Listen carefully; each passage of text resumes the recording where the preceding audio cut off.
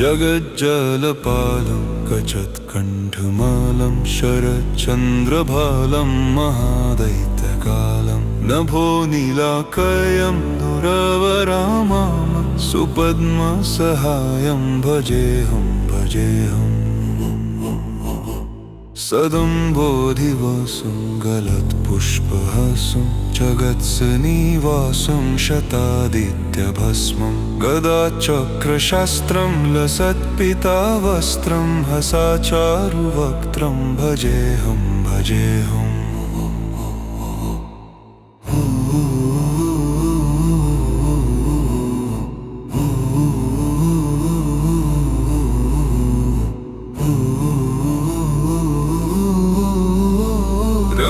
रमाकान्तहरं श्रुतिव्रतसारं जालन्धरविहारं धरावराहरं चिदानन्दरूपं मनोज्ञस्वरूपं धृतानेकरूपं भजेऽहं भजेऽहम्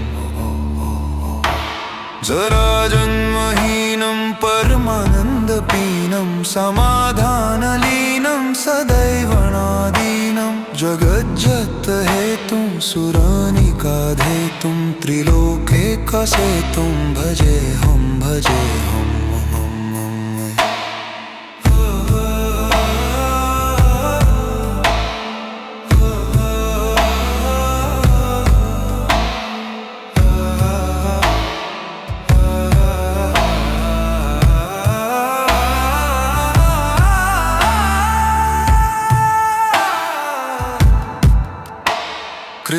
कृताम्नायगणं खगदिशायानं विमुक्तेरनिधनं हररतिमानं स्वभावनुकूलं जगत्ऋक्षमूलं निरास्तारशूलं भजेऽहं भजेऽहम्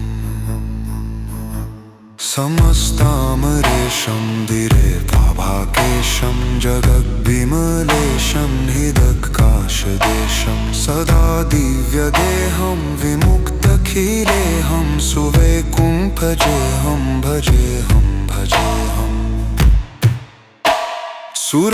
सुरानिकाबालिष्ठं त्रिलोकिवरिष्ठं गुरूणां गरिष्ठं स्वरूपैकनिष्ठं सदा युद्धधीरां महावीरहिरां भंभोधिधीरे भजेऽहं भजेऽहम् रामवामभागं तलनागननागं कृताधिनायागं गतरागानागं मुनीन्द्रैः सुगितं सुरैः सम्पूर्णं गुणौघैरितितं भजेऽहं भजेऽहम्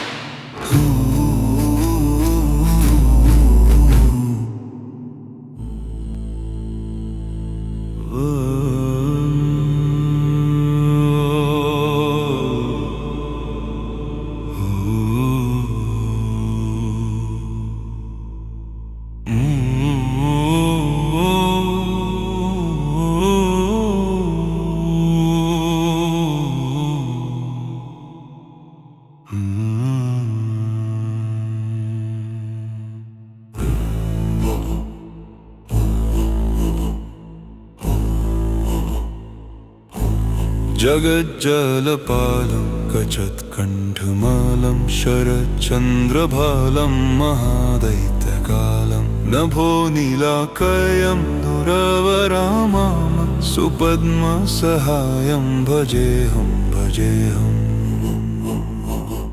सदम्बोधिवासं गलत्पुष्पहासं जगत्सनिवासं शतादित्यभस्मं गदाचक्रशस्त्रं लसत्पितावस्त्रं हसाचारुवक्त्रं भजेऽहं भजेऽहम्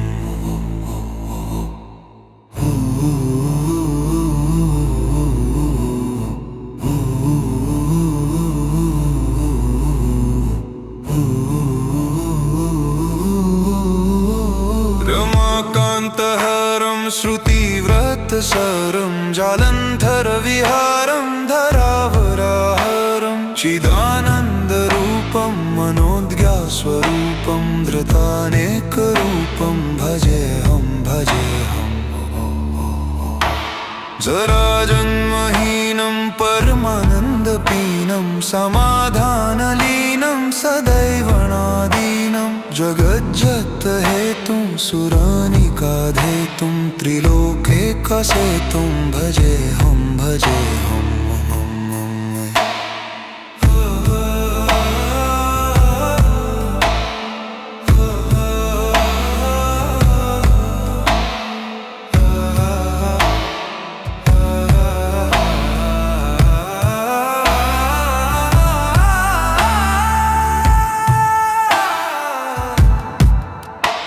कृताम्नाय गणनं खगदिशायानं विमुक्तेरनिधनं हररतिमानं स्वभावनुकूलं जगत्ऋक्षमूलं निरास्तारशूलं भजेऽहं भजेऽहम्। समस्तामरेशं दिरेभाकेशं जगद्विमलेशं हृदकाशदेशं सदा दिव्यदेहं विमुक्तखिलेऽहं सुवैकुण्ठजेऽहं भजेऽहं भजेऽहम्। सुरानिकाबलिष्ठं त्रिलोकिवरिष्ठं गुरूणां गरिष्ठं स्वरूपैकनिष्ठं सदा युद्धधीरां महावीरहिरां भवोधीधीरे भजेऽहं भजेऽहम्। रामवामभागं तलनागननागं कृताधिनायागं गतरागानागं मुनीन्द्रैः सुगितं सुरैः सम्पूर्णं गुणौघैरितितं भजेऽहं भजेऽहम्।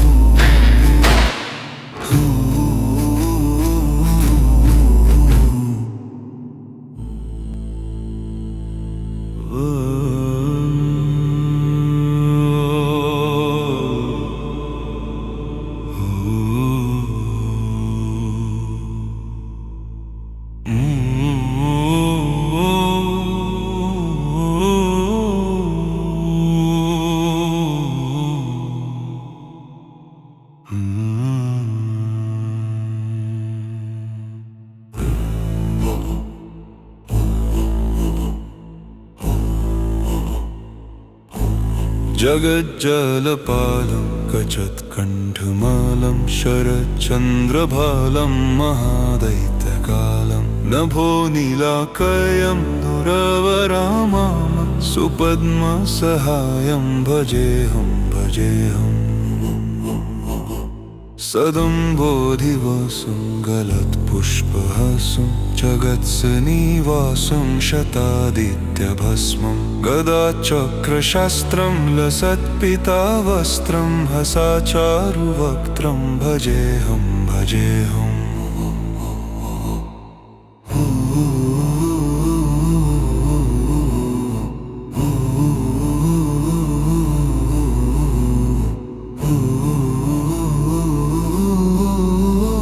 रमाकान्तहरं श्रुतिव्रतसारं जालन्धरविहारं धरावराहरं चिदानन्दरूपं मनोद्ज्ञास्वरूपं धृतानेकरूपं भजेऽहं भजेऽहम्।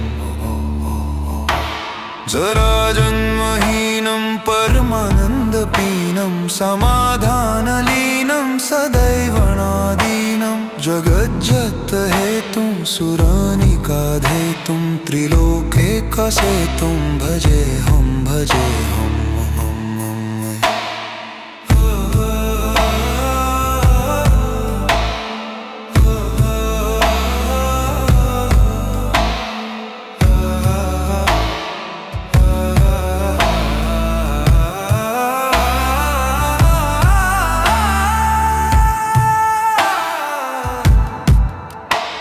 कृताम्नाय गणनं खगदिशायानं विमुक्तेरनिधनं हररतिमानं स्वभावनुकूलं जगत्ऋक्षमूलं निरास्तारशूलं भजेऽहं भजेऽहम्। समस्तामरेशं दिरेभाकेशं जगद्विमलेशं हृदकाशदेशं सदा दिव्यदेहं विमुक्तखिलेहं सुवैकुण्ठजेहं भजेहं भजेहम् सुरानिकाबालिष्ठं त्रिलोकिवरिष्ठं गुरूणां गरिष्ठं स्वरूपैकनिष्ठं सदा युद्धधीरां महावीरहिरां भूधीधीरे भजेहं भजेहम् रामवामभागं तलनागननागं कृताधिनायागं गतरागानागं मुनीन्द्रैः सुगीतं सुरैः सम्पूर्णं गुणौघैरितितं भजेहं भजेहम्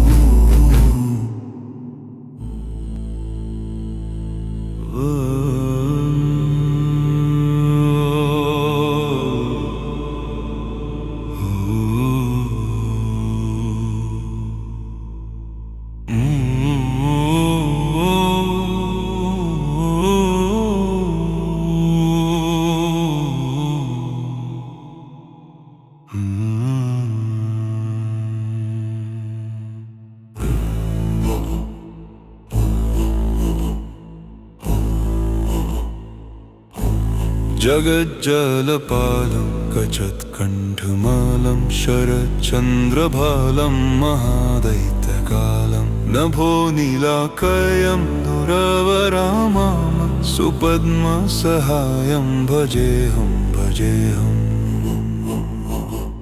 सदम्बोधिवासं गलत्पुष्पहासं जगत्सनिवासं शतादित्यभस्मं गदाचक्रशस्त्रं लसत्पितावस्त्रं हसाचारुवक्त्रं भजेहं भजेहम्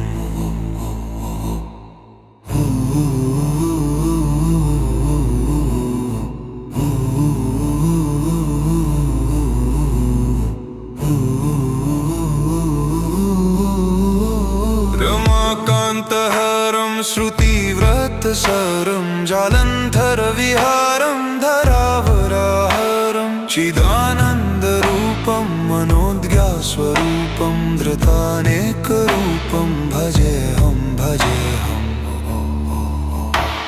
जराजन्महीनं परमानन्दपीनं समाधानलीनं सदैवनादीनं जगज्जतहेतुं सुरानिकाधेतुं त्रिलोकैकसेतुं भजेहं भजेहम्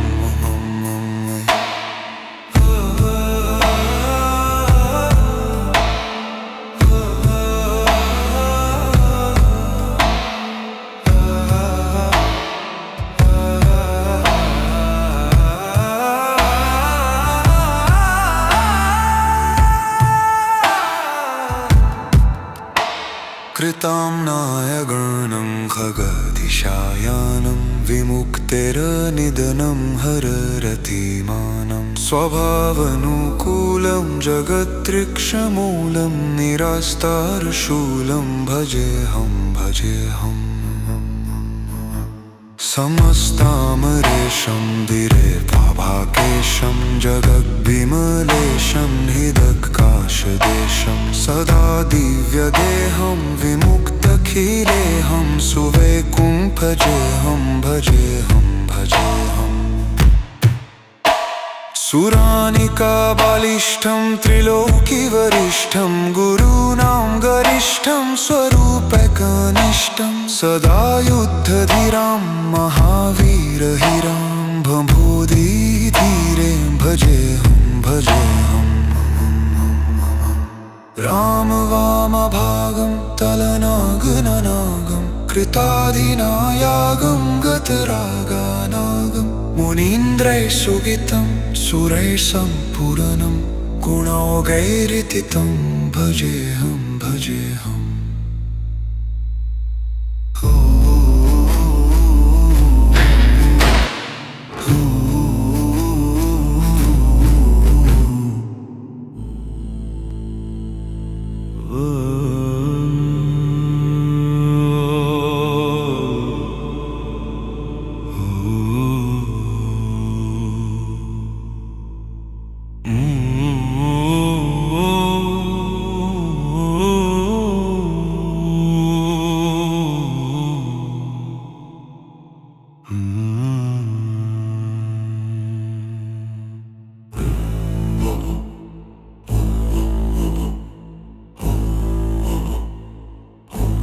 जगज्जलपालं कचत्कण्ठमालं शरच्चन्द्रभालं महादैत्यकालं नभो नीलाकयं दुरवरामाम सुपद्मसहायं भजेऽहं सदम्बोधिवसुं गलत्पुष्पहासुं जगत्सनिवासुं शतादित्यभस्मं गदाचक्रशस्त्रं लसत्पितावस्त्रं हसाचारुवक्त्रं भजेऽहं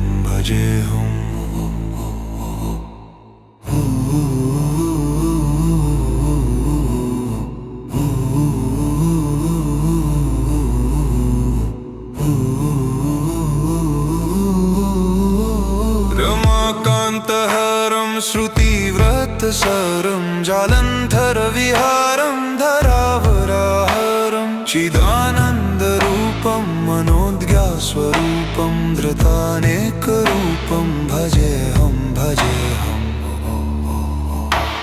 जराजन्महीनं परमानन्दपीनं समाधानलीनं सदैवनादीनं जगज्जतहेतुं सुरानिकाधेतुं त्रिलोकेकसेतुं भजेऽहं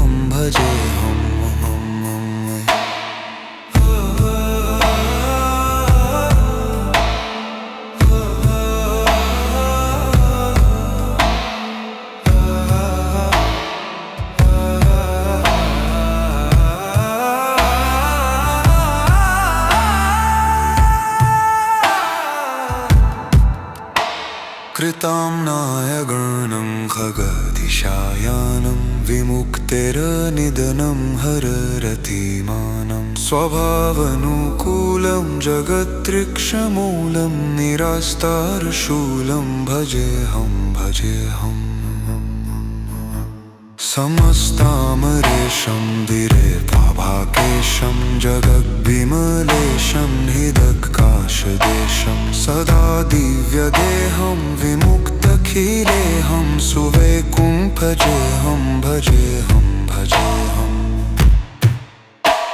सुरानिकाबालिष्ठं त्रिलोकिवरिष्ठं गुरूणां गरिष्ठं स्वरूपकनिष्ठं सदा युद्धधीरां महावीरहिरां भम्भोधिधीरे भजेऽहं रामवामभागं तलनागननागं कृताधिनायागं गतरागानागं मुनीन्द्रैः सुगीतं सुरैः सम्पूर्णं गुणौघैरितितं भजेऽहं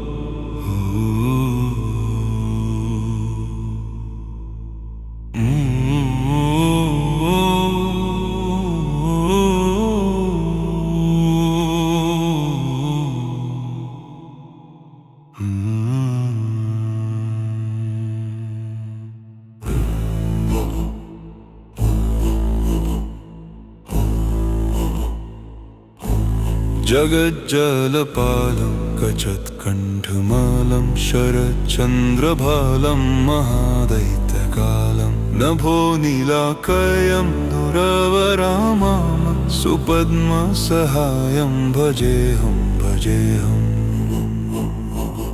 सदम्बोधिवासं गलत्पुष्पहासं जगत्सनिवासं शतादित्यभस्मं गदाचक्रशस्त्रं लसत्पितावस्त्रं हसाचारुवक्त्रं भजेऽहं भजेऽहम्।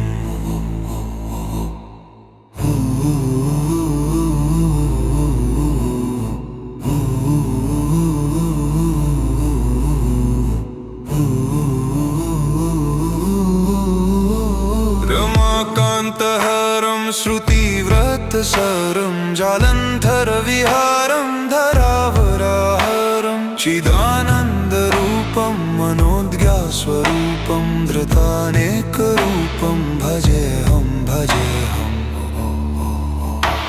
जराजन्महीनं परमानन्दपीनं समाधानलीनं सदैवनादीनं जगज्जतहेतुं सुरानिकाधेतुं त्रिलोकेकसेतुं भजेऽहं भजेऽहम्।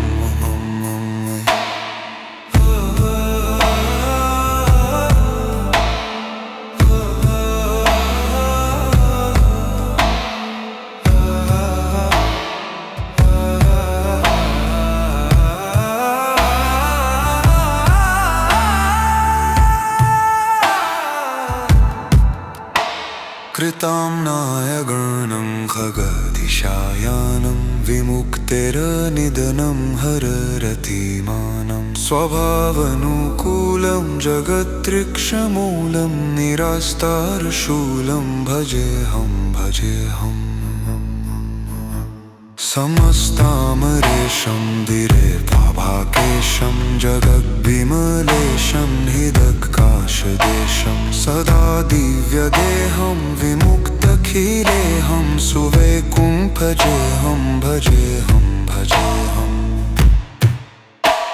सुरानिकाबालिष्ठं त्रिलोकिवरिष्ठं गुरूणां गरिष्ठं स्वरूपैकनिष्ठं सदा युद्धधीरां महावीरहिरां भवोधीधीरे भजेऽहं भजेऽहम्। रामवामभागं तलनागननागं कृताधिनायागं गतरागानागं मुनीन्द्रैः सुगितं सुरैः सम्पूर्णं गुणौघैरितितं भजेऽहं भजेऽहम्।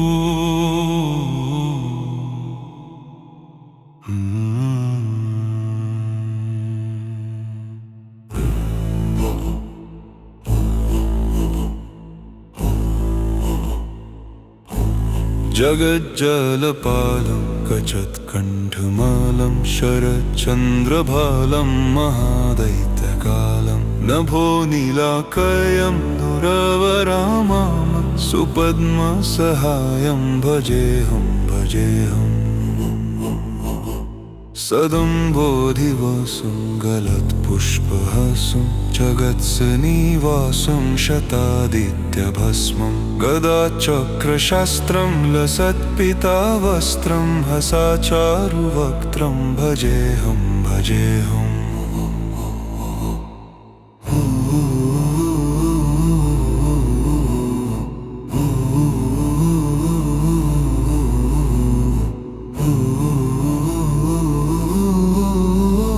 रमाकान्तहरं श्रुतिव्रतसरं जालन्धरविहारं धरावराहरं चिदानन्दरूपं मनोज्ञस्वरूपं धृतानेकरूपं भजेऽहं भजेऽहम्। जराजन्महीनं परमानन्दपीनं समाधानलीनं सदैवनादीनं जगज्जतहेतुं सुरानिकाधेतुं त्रिलोकेकसेतुं भजेऽहं भजेऽहम्।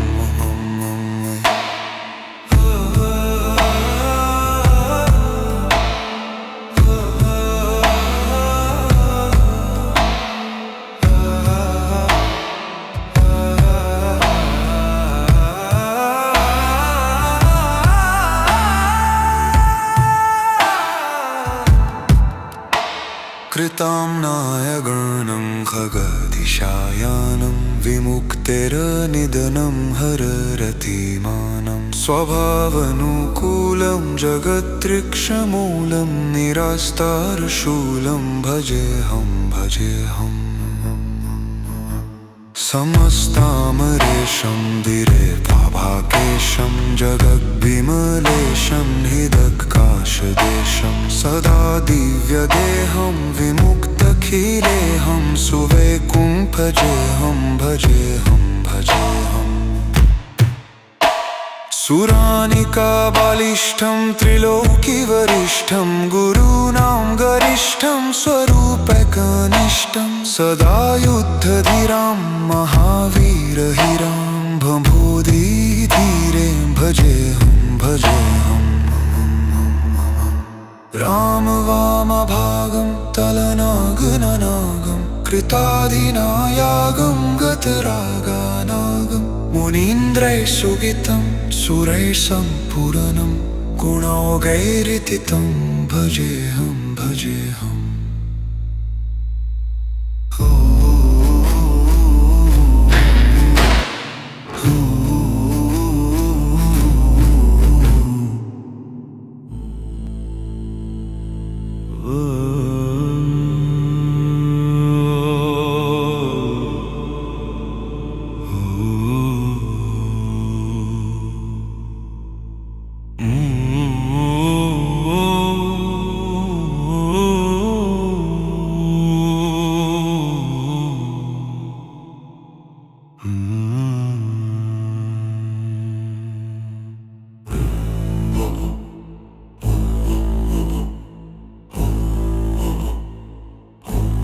जगज्जलपालं कचत्कण्ठमालं शरच्चन्द्रभालं महादैत्यकालं नभोनीलाकयं दुरवरामां सुपद्मसहायं भजेऽहं सदम्बोधिवासं गलत्पुष्पहासं जगत्सनिवासं शतादित्यभस्मं गदाचक्रशस्त्रं लसत्पितावस्त्रं हसाचारुवक्त्रं भजेऽहं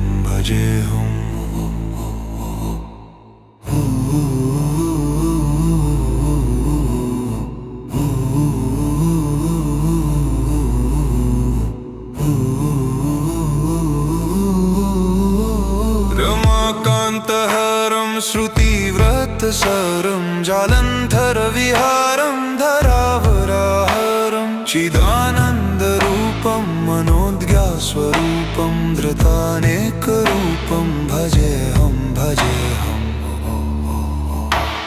जराजन्महीनं परमानन्दपीनं समाधानलीनं सदैवनादीनं जगज्जतहेतुं सुरानिकाधेतुं त्रिलोकेकसेतुं भजेऽहं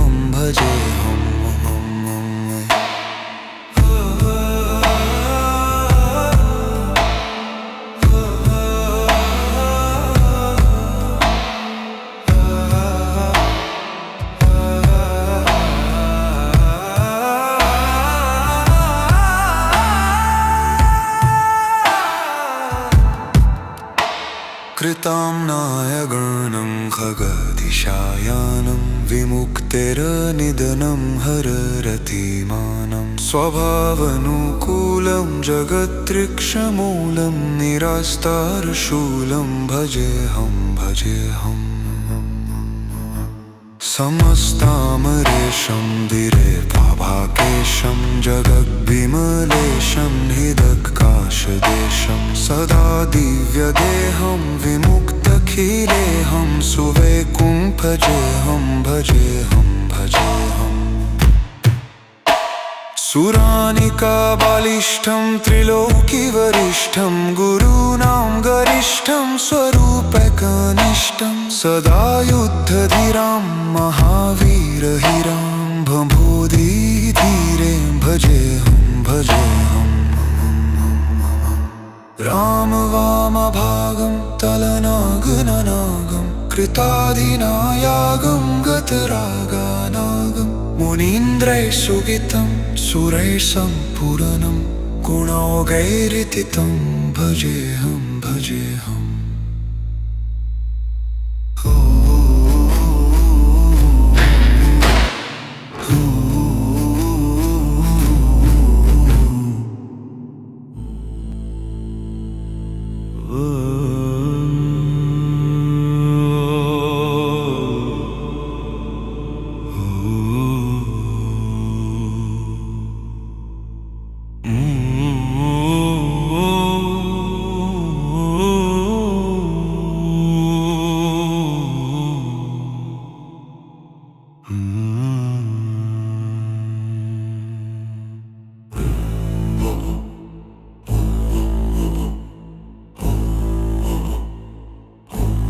जगज्जलपालं गजत्कण्ठमालं शरच्चन्द्रभालं महादैत्यकालं नभो नीलाकयं दुरवरामां सुपद्मसहायं भजेऽहं भजेऽहम्। सदम्बोधिवासं गलत्पुष्पहासं जगत्सनिवासं शतादित्यभस्मं गदाचक्रशस्त्रं लसत्पितावस्त्रं हसाचारुवक्त्रं भजेऽहं भजेऽहम्।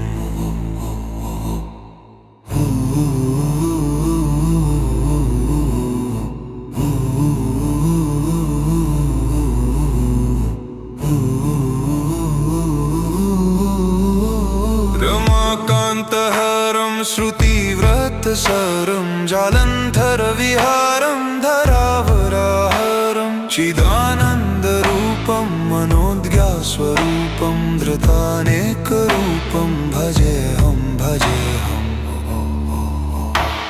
जराजन्महीनं परमानन्दपीनं समाधानलीनं सदैवनादीनं जगज्जतहेतुं सुरानिकाधेतुं त्रिलोकेकसेतुं भजेऽहं भजेऽहम्।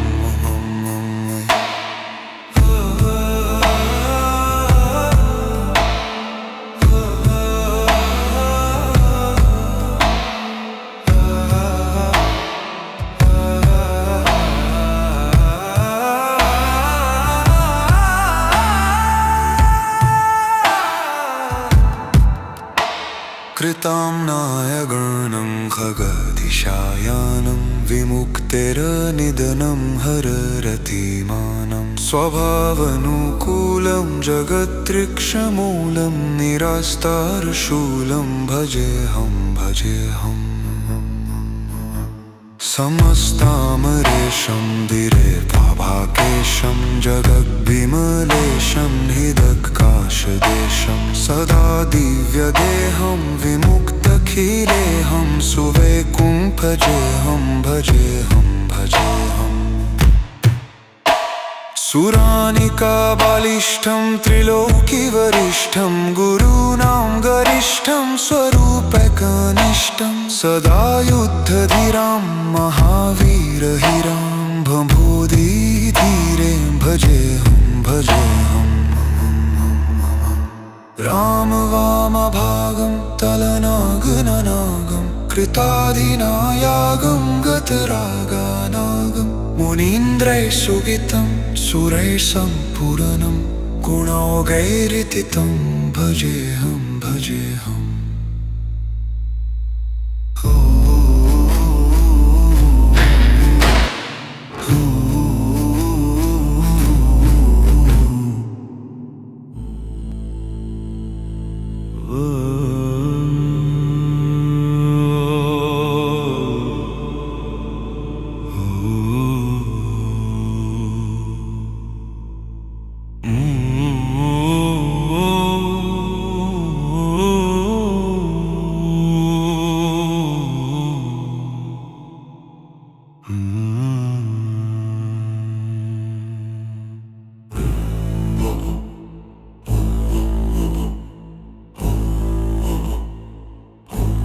जगज्जलपालं गजत्कण्ठमालं शरच्चन्द्रभालं महादैत्यकालं नभो नीलाकयं दुरवरामां सुपद्मसहायं भजेऽहं भजेऽहम्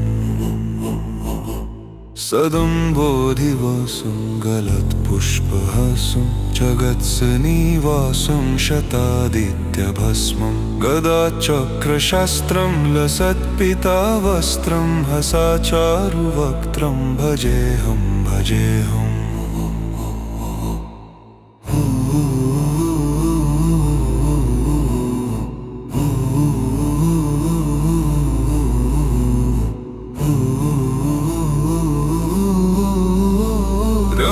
रमाकान्तहरं श्रुतिव्रतसारं जालन्धरविहारं धरावराहरं चिदानन्दरूपं मनोज्ञस्वरूपं धृतानेकरूपं भजेऽहं भजेऽहम् जराजन्महीनं परमानन्दपीनं समाधानलीनं सदैवनादीनं जगज्जतहेतुं सुरानिकाधेतुं त्रिलोकेकसेतुं भजेऽहं भजेऽहम्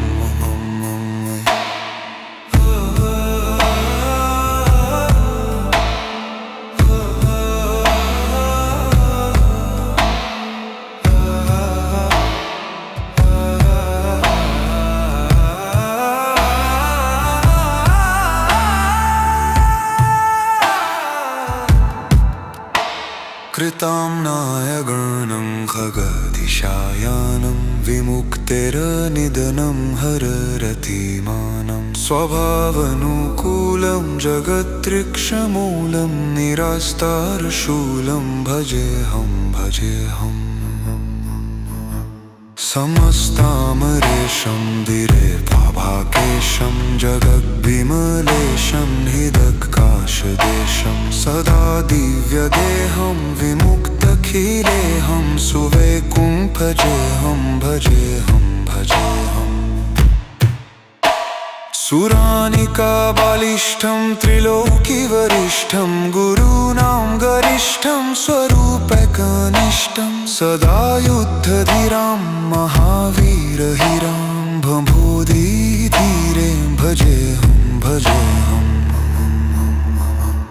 रामवामभागं तलनागननागं कृताधिनायागं गतरागानागं मुनीन्द्रैः सुगीतं सुरैः सम्पूर्णं गुणौघैरितितं भजेऽहं भजेऽहम्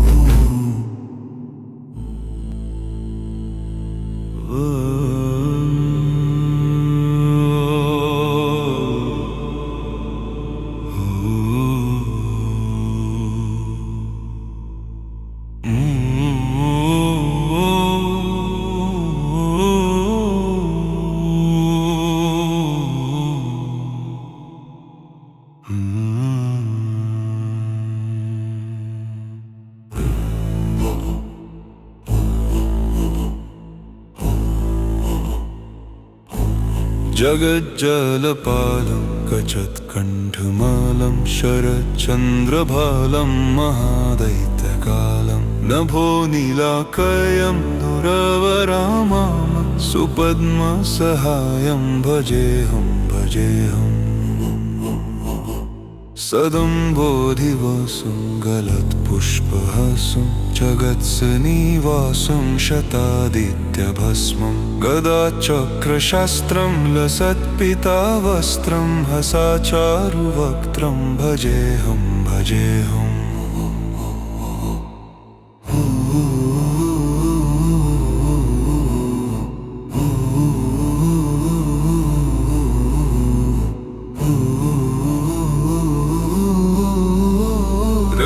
रमाकान्तहरं श्रुतिव्रतसारं जालन्धरविहारं धरावराहरं चिदानन्दरूपं मनोज्ञस्वरूपं धृतानेकरूपं भजेऽहं भजेऽहम् जराजन्महीनं परमानन्दपीनं समाधानलीनं सदैवनादीनं जगज्जतहेतुं सुरानिकाधेतुं त्रिलोके कसेतुं भजेऽहं भजेऽहम्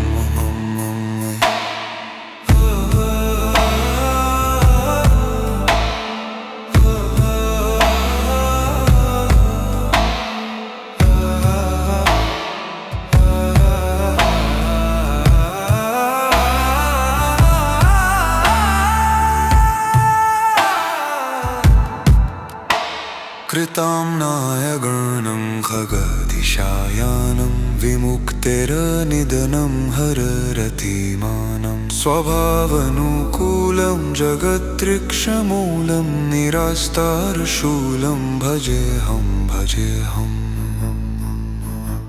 समस्तामरेशं दिरेभाकेशं जगद्विमलेशं हृदकाशदेशं सदा दिव्यदेहं विमुक्तखिलेऽहं सुवैकुण्ठजेऽहं भजेऽहं भजेऽहम् सुरानिकाबालिष्ठं त्रिलोकिवरिष्ठं गुरूणां गरिष्ठं स्वरूपैकनिष्ठं सदा युद्धधीरां महावीरहिरां भवोधीधीरे भजेऽहं भजेऽहम् रामवामभागं तलनागननागं कृताधिनायागं गतरागानागं मुनीन्द्रैः सुगितं सुरैः सम्पूर्णं गुणौघैरितितं भजेऽहं भजेऽहम्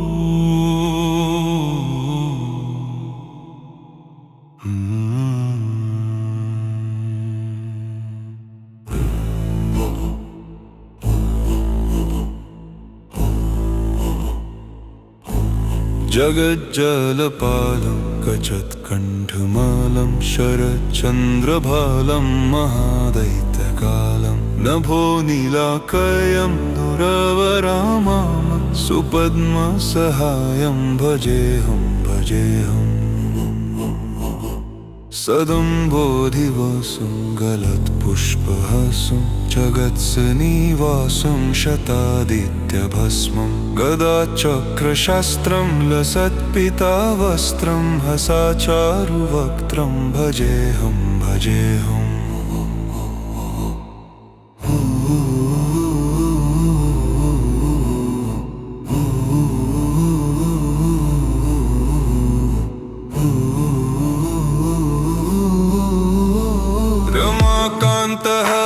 श्रुतिव्रतसारं जालन्धरविहारं धरावराहरं चिदानन्दरूपं मनोज्ञस्वरूपं धृतानेकरूपं भजेऽहं भजेऽहम् जराजन्महीनं परमानन्दपीनं समाधानलीनं सदैवनादीनं जगज्जतहेतुं सुरानिकाधेतुं त्रिलोके कसेतुं भजेऽहं भजेऽहम्